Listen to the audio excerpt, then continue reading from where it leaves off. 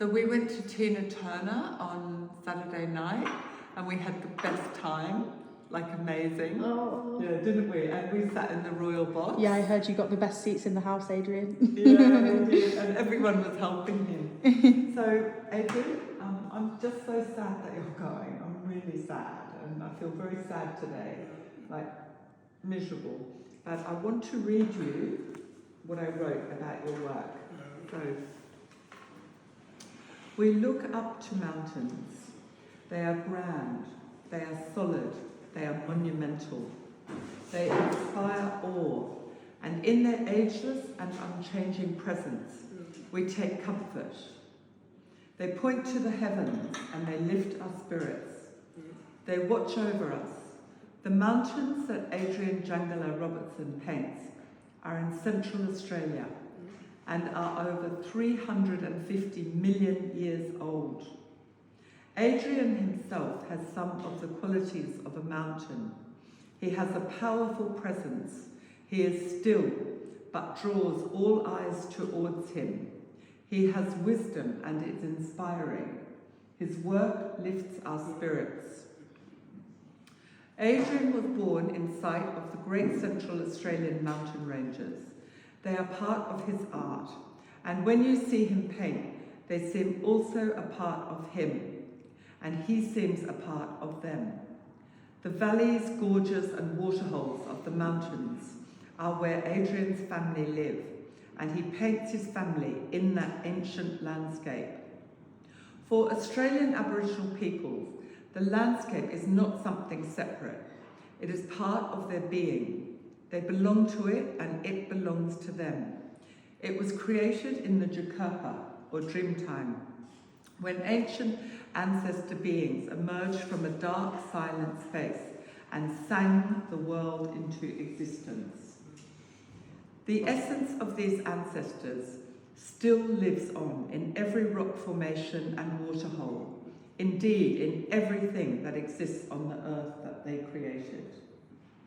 The mountains are alive, and Adrian, in his strong, luminescent brushstrokes, captures the ancestral essence that animates his country and the country of his forebears.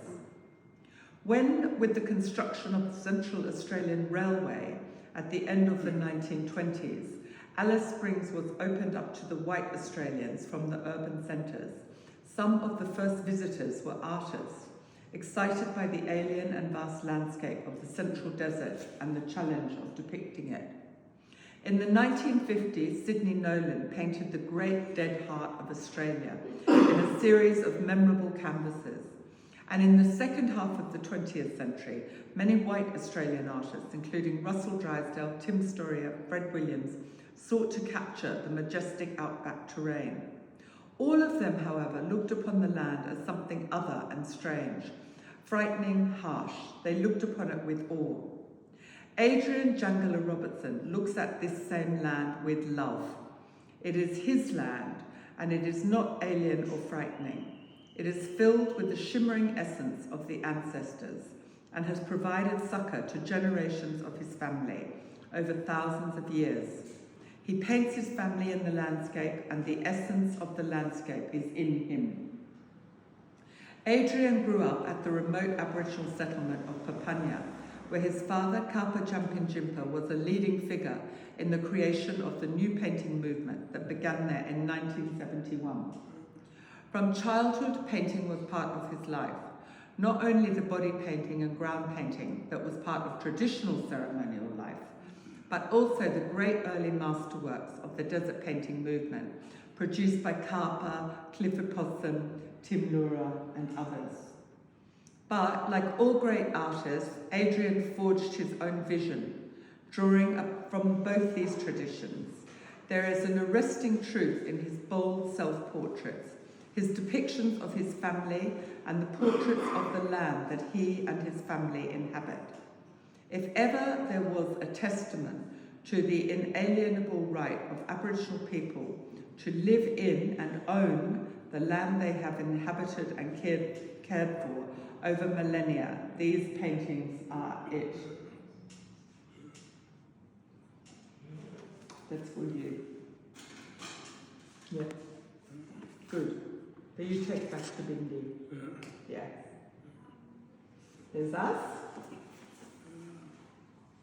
Yeah. Yeah. Me, you, Liz, and Raphael. Yeah. That's good, isn't it?